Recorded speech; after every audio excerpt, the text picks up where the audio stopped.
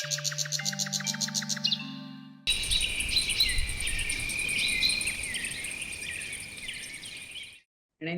ஆத்ம நண்பர்கள் அனைவருக்கும் என்னுடைய காலை வணக்கத்தை சொல்லிக்கிறேன். பிரபஞ்சத்திற்கு ஒரு நன்றி சொல்லிக்கலாம். நம்மளுடைய குரு பிதாமக பிரம்மரிஷி பத்ரிஜி அவர்களுக்கு நம்ம அனைவருடைய வணக்கத்தையும் நன்றியும் தெரிவிச்சுக்கலாம்.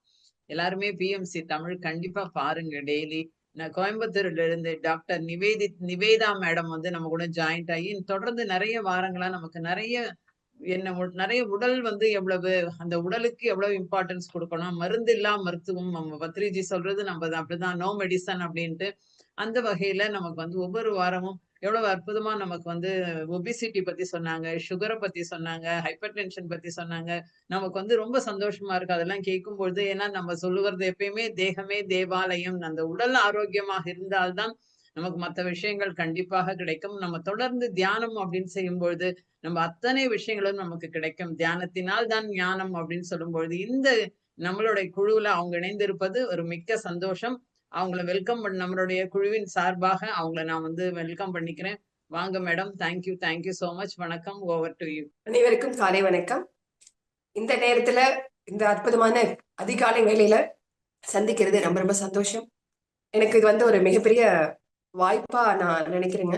நிறைய விஷயங்கள் நம்ம ஷேர் பண்ணிக்கிறதுக்கு ஒரு நல்ல வாய்ப்பா இதை நான் ஃபீல் பண்றேன். இப்போ தேவை கிடையாது. இதுக்கு பால், மாட்டுப்பால் தேவை கிடையாது. we can go with plant milk. தேங்காய் பால் பயன்படுத்தலாம். ஏன்னா இன்னைக்கு நம்ம மாட்டுப்பால் இன்னைக்கு என்ன பிரச்சனைனா, இன்னைக்கு குவாலிட்டி ரொம்ப நல்லா இல்லைங்க. நல்ல மாட்டுப்பால் கிடைக்குது அப்படின்னா மாட்டுப்பால் பயன்படுத்தலாம். பட் நம்மளுக்கு ஆஃப்டர் ஒரு 13-14 இயர்ஸ்க்கு அப்புறமா நம்மளுக்கு அந்த மாட்டுப்பாலை டைஜஸ்ட் பண்ணக்கூடிய கெப்பாசிட்டியும் குறைஞ்சு போயிடும். இந்த கேஸின் கன்வர்ஷன், அந்த என்சைம்ஸ் குறைஞ்சிரும். அதே மாதிரி இன்னைக்கு ஊர்களை கிடைக்கிற மாட்டுப்பாலும் உண்மையில மாடு நல்ல கிராசிங் ஆகி அது மூலமா கிடைக்கிறது கிடையாது. நல்ல விதமா கருத்தரிச்சு அந்த மாடு ப்ராப்பரா பராமரிச்சு அப்படி பால் கிடைக்குது அப்படிங்கிறது வெரி ரேர். அதனால இட்ஸ் பெட்டர் நம்ம தேங்காய் இது பெஸ்ட் சாய்ஸா இருக்கும். தேங்காய் பால் ட்ரை பண்ணிக்கோங்க. Thank you so much. ஆமா, இந்த ரோஸ் மில்க் உடனே செஞ்சு பாத்துறோம். ஏன்னா நீங்க சொல்லும் போதே அவ்வளவு நல்லா இருந்தது. அந்த பிளேவரா நீங்க அந்த இயற்கை முறையில சொல்லும் போது மிக்க நன்றி. தெரிஞ்சவங்க ஒருத்தவங்க, அவங்களுக்கு பாத்தீங்கன்னா இப்போ இது குழந்தை ரிலேட்டட் தான். இது ஆக்சுவலா இப்ப பிளாக் இருக்குன்னு சொல்றாங்க, அதாவது டியூப் பிளாக்ன்னு சொல்றாங்க. அந்த டியூப் பிளாக் எப்படி மேம் அது ரிமூவ் ஆக முடியுமா? அவங்களுக்கு அது ரிமூவ் ஆகி அவங்களுக்கு அந்த கருத்தரிக்க வாய்ப்பு இருக்கிறதா?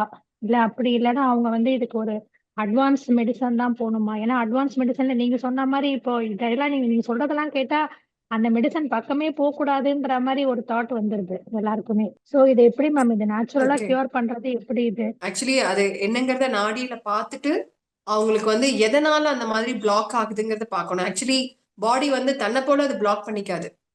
அப்ப நம்ம ஏதோ பண்ற ஒரு மிஸ்டேக் அங்க பிளாக் கிரியேட் பண்ணுது. ஆர் அவங்களுடைய அந்த ஜீவ சக்தி, அவங்களுடைய உயிர் சக்தி ஏனோ ஒரு ஃபிளரிஷ் ஆகாம அங்க ஒரு ஒரு பிளாக்கேஜஸ் வருதுங்க.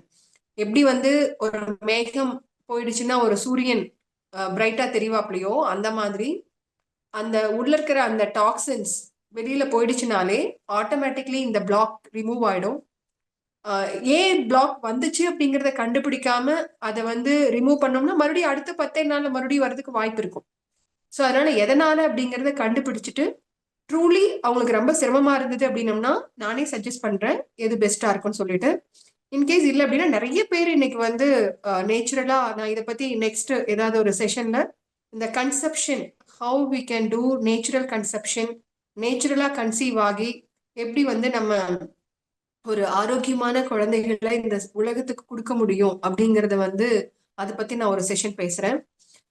லாஸ்ட் வீக் ஒரு குட்டி ஒரு 10 நாள் டெலிவரி ஆகி 10 days குழந்தைய கூட்டிட்டு வந்திருந்தாங்க. இந்த மாதிரி நம்ம ஹாஸ்பிட்டலுக்கு ப்ரியர் டு கன்செப்ஷன் அவங்க பிளான் பண்ணி நம்மளுடைய நேச்சுரல் மெத்தட்ஸ், எந்த டேல அவங்க ரிலேஷன்ஷிப் இருக்கணும், அவங்களுடைய பாடி எப்படி இருக்கணும், ஹஸ்பண்டோடைய பாடி எப்படி இருக்கணும், ஒய்ஃபோட பாடி எப்படி இருக்கணும். ஸோ இதுக்கான அந்த ப்ரிப்பரேஷன்ஸ், அவங்களுடைய ரிலேஷன்ஷிப் அப்படிங்கிறது இட் இஸ் அ வண்டர்ஃபுல், ஒரு தெய்வீகமான ஒரு விஷயம். அது அசிங்கமானதோ அருவருப்பானதோ கிடையாது செக்ஸ் அப்படிங்கிறது. ஸோ அதை பத்தி அவங்களுக்கு எக்ஸ்பிளைன் பண்ணி, so how their mind set should be அப்படிங்கிறதெல்லாம் சொல்லி கொடுத்து, அதுக்கப்புறமா அவங்க கன்சீவ் ஆகி அதுக்கப்புறம் ஃபுல் 9 months-உம் நம்மளுடைய ஆன்டிநேட்டல் யோகா செஷன்ஸ் கண்டினியூ பண்ணி ஒவ்வொரு இதுலயும் அவங்களுக்கு சப்போர்ட்டிவா நேச்சுரல் வேல கைட் பண்ணி எந்த காம்ப்ளிகேஷனும் இல்லாம ரொம்ப அழகான ஒரு குழந்தை வந்துட்டு டெலிவரி ஆயிட்டு வந்து காமிச்சிட்டு போனாங்க. இந்த மாதிரி நிறைய பேர் கன்சீவ் ஆகி ரொம்ப நேச்சுரல் மெத்தட்ல இன்னைக்கு இருக்காங்க. இவங்களுக்கெல்லாம் வாய்ப்பே இல்லை, சரகேட் பண்ணணும், எக் டோனர் பிடிச்சிட்டு வாங்க அப்படி இப்படின்னு சொன்னவங்க எல்லாமே கூட நேச்சுரலா இன்னைக்கு ரொம்ப நல்லா இருக்காங்க. ஸோ அதனால டோன்ட் ஃபீல் எனி ஒரு இது வயசாகி போச்சு அப்படின்னா யோசிக்க வேண்டாம். நம்மளுக்கு வந்து ஆல்மோஸ்ட் ஒரு 40-45 வயசு வரைக்குமே எக்கோடைய குவாலிட்டி நல்லா இருக்கும். So don't worry. நம்ம நேச்சுரலா ஏஜ்ங்கிறது only for this physical body and mind வந்துட்டு then they can plan for a normal progeny. Okay ma'am, okay ma'am, போடுங்க ma'am. Thank you so much ma'am. வணக்கம் மேடம். அப்புறம் ஒரு விஷயம் மேடம், இப்ப இந்த சுகரு ப்ரெஷர்லாம் சொல்றாங்க, இதுக்கு வந்து ஒரு ஆவரேஜ் வச்சிருக்காங்க. இது வந்து ஒவ்வொருத்தரும் யூனிக்னு அப்படின்னு நம்ம சொல்றோம்.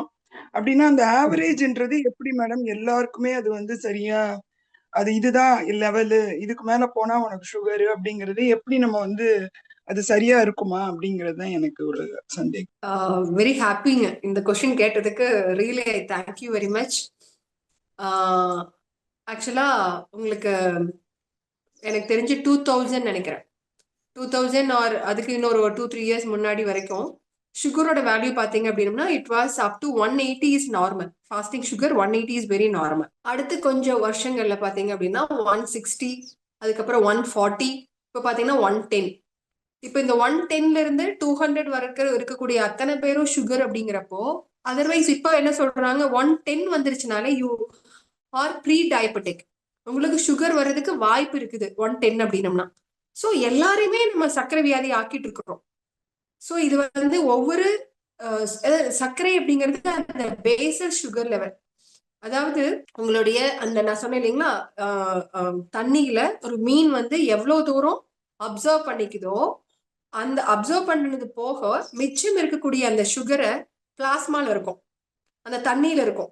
அதையும் நீங்க செக் பண்ணிட்டு இவ்வளவு சாப்பிட்டதுக்கு அப்புறமா 1 ஹவர்ல இவ்வளவு இருக்கலாம், 2 ஹவர்ல இவ்வளவு இருக்கலாம் அப்படிங்கிற ஒரு ஸ்டாண்டர்டைஸ் ஃபார்மேஷன் கொடுக்குறாங்க. இது எப்படி கொடுக்குறாங்க அப்படின்னம்னா, ஒரு 10,000 பேத்துக்கு ஒரு டெஸ்ட் எடுக்கிறாங்க. அந்த 10,000 பேத்துடைய ஆவரேஜ் வச்சு இது சொல்றாங்க. ஸோ இது எக்ஸப்ஷன்ஸ் இருக்கு.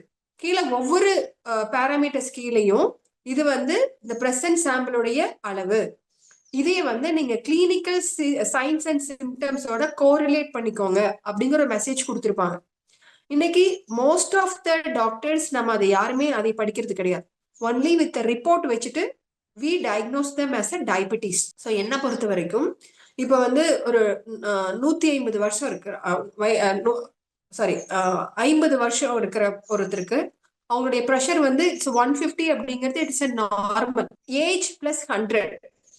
இப்போ ஒரு 80 வயசு இருக்கிறவங்களுக்கு 120 தான் சிஸ்டோலிக் இருக்கணும் அப்படின்னு நினைக்கிறது வந்து it is how it is natural. இப்போ அவங்களுடைய ஏஜுக்கு அவங்களுடைய பாடியோட கண்டிஷனுக்கு கொஞ்சம் ரைஸ் அப் ஆகுறது அப்படிங்கிறது it's very normal. So age plus 100 அப்படிங்கிறது நார்மல் ரூல்.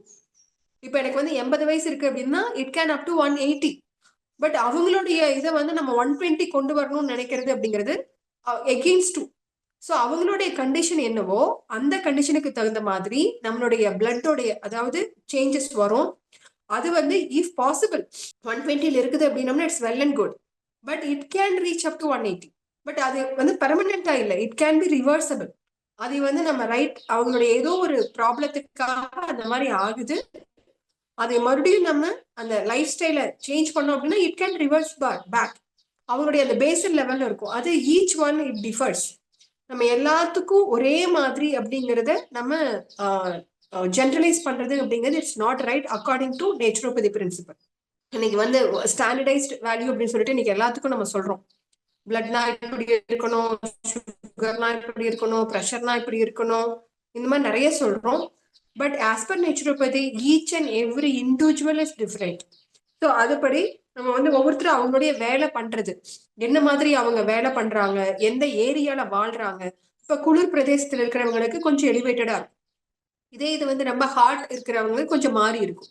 ஸோ அவங்களுடைய கிளைமேட்டிக் என்விரான்மெண்டோடைய கண்டிஷன், அவங்க பண்ணக்கூடிய வேலை, அவங்களுடைய ஜெனட்டிக் கோட், இது எல்லாத்தையும் வச்சுதான் ஒருத்தருடைய சுகர், ப்ரெஷர் இது எல்லாத்தையும் தீர்மானம் பண்ணணும். அதனால நீங்க சொல்றது வெரி பர்ஃபெக்ட்லி ரைட். இந்த மாதிரி ஒரு ஸ்டாண்டர்டைஸ்டு வேல்யூ வச்சுட்டு நம்ம சுகர், ப்ரெஷர் அப்படின்னு சொல்லிட்டு நம்மள நோயாளி அப்படிங்கிற முத்திரையை நம்ம பதிச்சுக்க வேண்டாம். தேங்க்யூ. Thank you madam. வணக்கம் மேடம். ரோஸ் வந்து நமக்கு ஒரு 10 பூ கிடைச்சதுன்னா அதை ஸ்டோர் பண்ணி வைக்க முடியும்? தாராளமா. we can make a ரோஜா பூ குல்கந்து பண்ணலாம். அந்த ரோஸ் வந்து நல்ல சீசன்ல வந்து நிறைய பூக்கும். சோ அந்த சமயத்துல என்ன பண்ணுங்க, அந்த ரோஸை வந்து நல்லா வாஷ் பண்ணிட்டு அந்த தண்ணி போற அளவுக்கு மட்டும் கொஞ்ச நேரம் உலர்த்திக்கோங்க. ரொம்ப காஞ்சிடக்கூடாது. ஓரளவுக்கு அந்த தண்ணி, அந்த ஹியூமிடிட்டி, அந்த ஈரப்பதம் மட்டும் போற அளவுக்கு வச்சுட்டு உலர்த்திட்டு, அது கூட வந்து நீங்க எவ்வளவு ரோஸ் எடுக்கிறீங்களோ அதுல ஒரு பாதி அளவுக்கு வந்து பனங்கள் கண்டு ரோஜா பூ கூட தேவைப்பட்டுச்சு அப்படின்னம்னா கொஞ்சம் கசகசா ஆர் ட்ரை கிரேப்ஸ், கிறிஸ்மஸ் பழம்னு சொல்லுவோம் இல்லைங்களா, அந்த ட்ரை கிரேப்ஸ் இதெல்லாம் தனியா வச்சுக்கோங்க. நீங்க ரோஜா பூவையும் பனங்கள் கண்டையும் மட்டும் மிக்சியில போட்டு அரைச்சு அது வந்து ஒரு நல்ல ஒரு சாஃப்டான ஒரு டெக்ஸ்டர் வந்துடும். ஸோ அதை வந்து ஒரு கண்ணாடி பாட்டில்ல அதை போட்டுட்டு அது கூட வந்து கிறிஸ்மஸ் பழம், கசகசா கூட இதெல்லாம் ஊத்தி அது ஃபுல்லா கவர் ஆகுற அளவுக்கு தேனை விட்டுருங்க. தேனை விட்டு கலக்கி வச்சிட்டீங்க அப்படின்னம்னா இட் இஸ் ஒண்டர்ஃபுல் ரோஜா குல்கந்து. ரொம்ப டேஸ்டா இருக்கும்.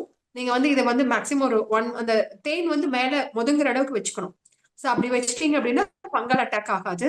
ஆனா ஈரப்பதம் இல்லாம ஒரு அளவுக்கு ஃபுல்லா ஒரு மைல்டு ட்ரை இருக்கணும். அதான் டூ மச் ட்ரை ஆயிடுச்சுனாலும் அந்த ரோஸ் பெட்டல்ஸ்ல வந்து தேன் இறங்காது. அதனால அது கரெக்டான அந்த கன்சிஸ்டன்சி பார்த்துக்கோங்க. ரோஜா இதெல்லாம் வாஷ் பண்ணிக்கணும். வாஷ் பண்ணிட்டு அது வந்து மெயினா அந்த ரோஜா வந்து எதுவுமே இல்லாம இருக்கணும். பெஸ்டிசைடோ அந்த பூச்சிக்கொல்லி மருந்து தெளிக்காத பூவா இருக்கணும். ஏன்னா நம்ம ராவா பயன்படுத்த போறோம். அதனால இந்த பூ வந்து நல்ல குவாலிட்டியா அப்படிங்கறத செக் பண்ணிக்கோங்க. உங்க வீட்டுல இருந்து வருது அப்படின்னா ரொம்ப ரொம்ப நல்லது. இன்னைக்கு நிறைய நம்ம ப்ரோட்டன்ஸ் அதெல்லாம் வச்சுட்டு இருக்கிறோம்.